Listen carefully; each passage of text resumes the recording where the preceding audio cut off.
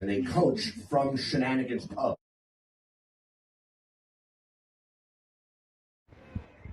Interesting Santa passing through. Going to the main entrance as I will be soon, because today, Saturday, December 10th, in Edison, is the annual Christmas Con, presented mostly by Hallmark. We hope to find some cool merch, cool sights, meet some celebrities, lots of fun stuff. So join us inside.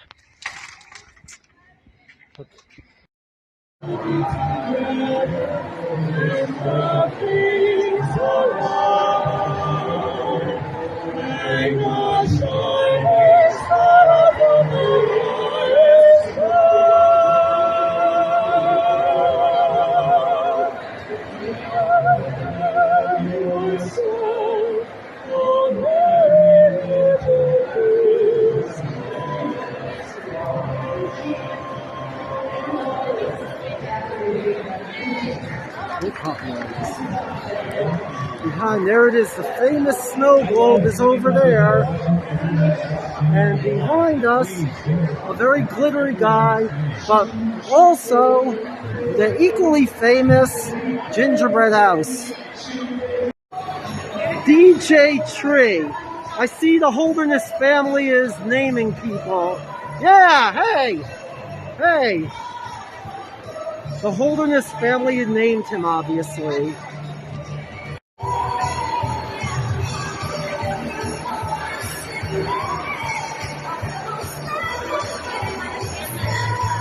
Don't sue me, Mariah. You're everywhere anyway, so someone's bound to record you wherever they go, so don't take it personally.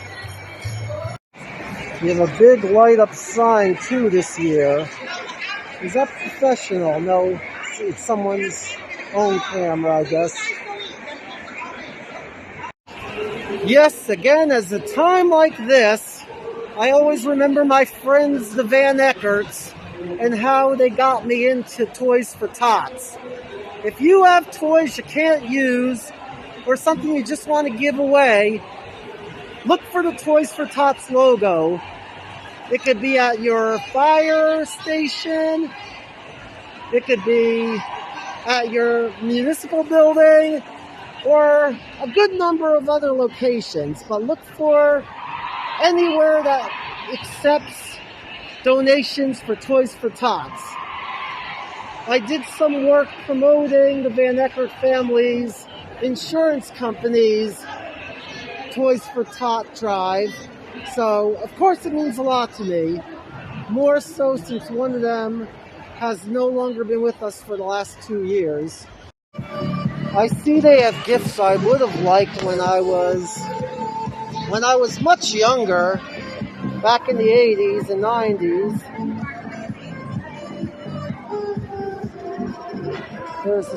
For example, there's Super NES.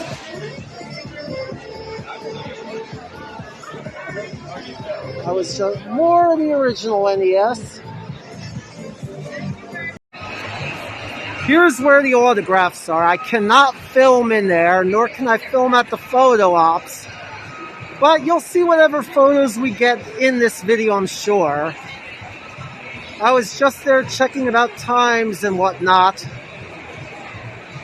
There should be some of the people we want here after 5, after we do a lot of professional photo ops we need. By the overflow lines, I think we know who the big deals are this year.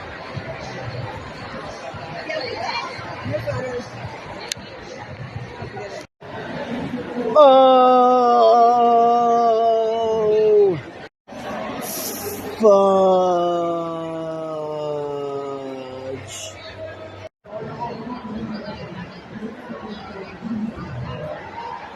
That's what it's all about, isn't it?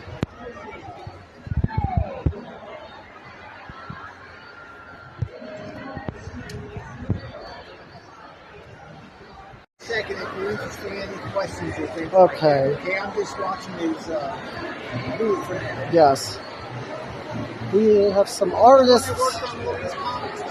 Yeah, we have some artists in the house too. We have, yes, he's not here now, but he's worked on the Animaniacs DC comic. He's got something with the Munsters, Mr. Magoo, and more.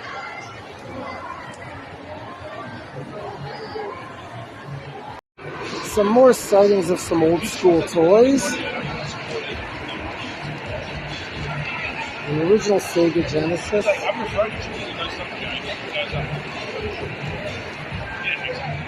Photos. Some more old school toys.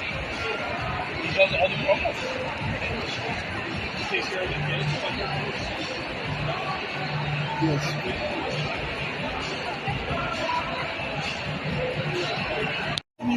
The original movie? In the original movie, no, it was Gene Shepard. Gene Shepard, the guy, yeah. he's the guy who wrote the books. But he did the narration in the original one, too, yes. in the original movie. I don't know. The longer the movie went, the more Peter Billingsley sounded like Ralphie. Thank you. Don't look at that, people. Sorry. Here you go. You can sign. Okay. Oh, yeah. You want to... Don't look at that either. Look at my finger. No, look at E.T. instead.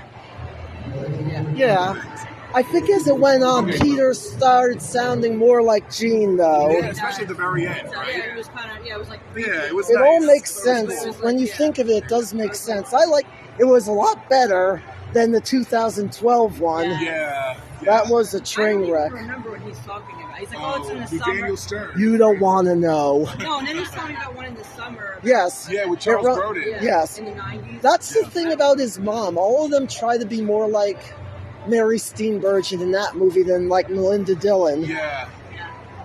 But she was like the only normal one in the family.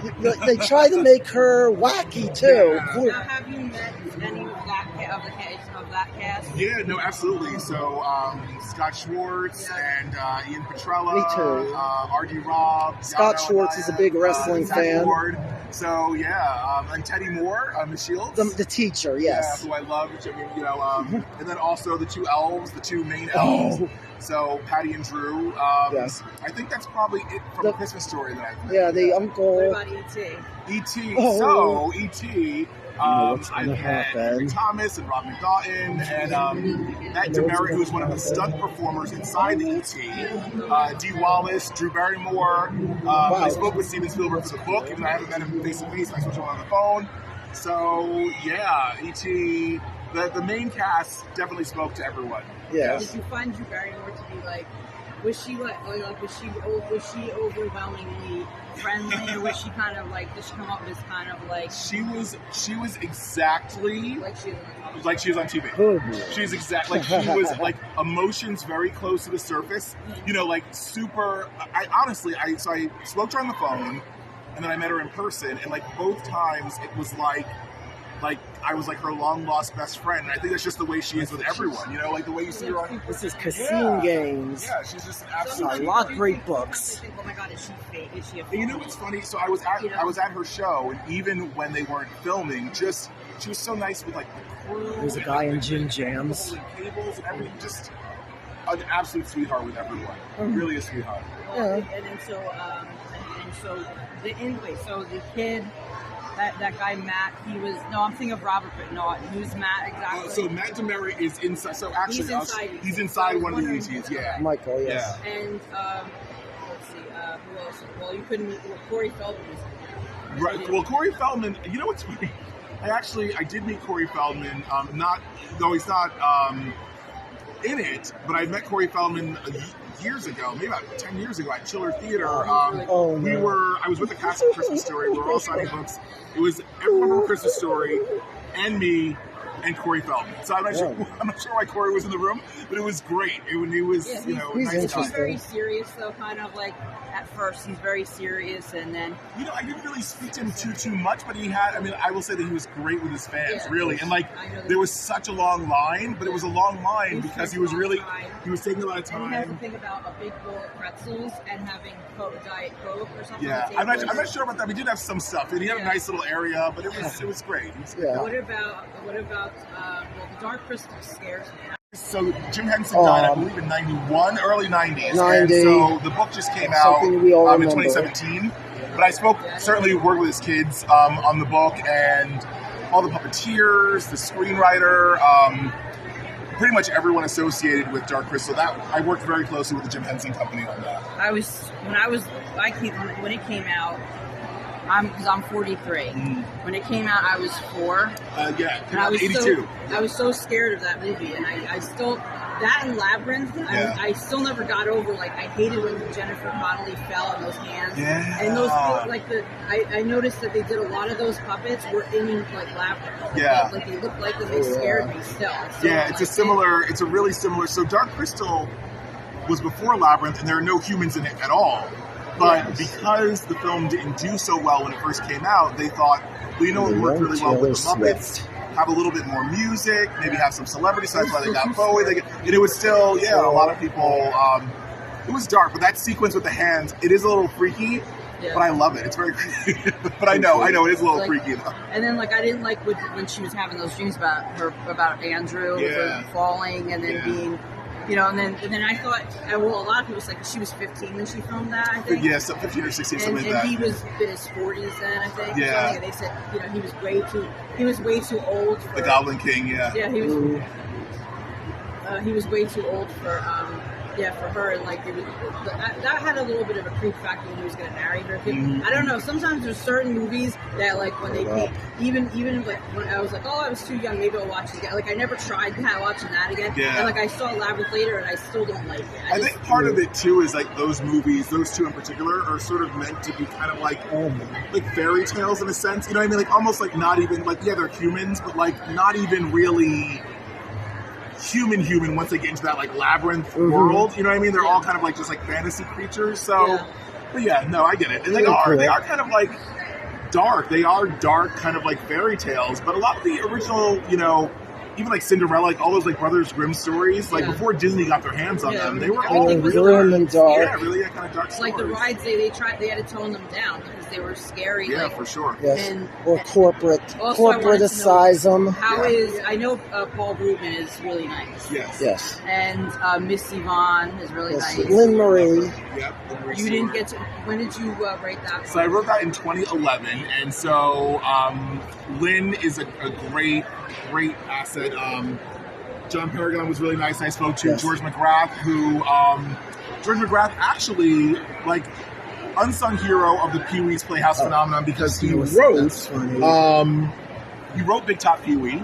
He wrote a lot of the Playhouse. He was also the voice of Countess and Globy. I think Globy as well.